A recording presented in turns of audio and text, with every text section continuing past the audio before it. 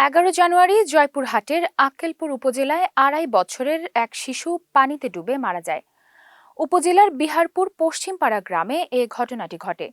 জানা যায়, সকাল 10:30টায় বাড়ির পাশে থাকা পুকুরের পানিতে ডুবে শিশুটির মৃত্যু হয়।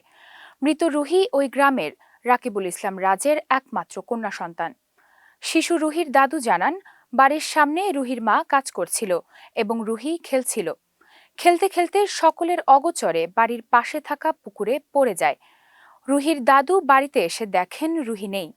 এরপর পুকুরে গিয়ে দেখতে পায় রুহি পানিতে ভেসে আছে। রুহিকে দ্রুত আক্কেলপুর উপজেলা স্বাস্থ্য কমপ্লেক্সে নিয়ে আসলে কর্তব্যরত চিকিৎসক চিকিৎসা শেষে তাকে মৃত ঘোষণা করেন। আক্কেলপুর থানার ভারপ্রাপ্ত কর্মকর্তা শাহিন রেজা ঘটনার সত্যতা নিশ্চিত করে বলেন, ঘটনায় কারো অভিযোগ না থাকায় মৃত শিশু রুহিকে পরিবারের নিকট হস্তান্তর করা হয়েছে।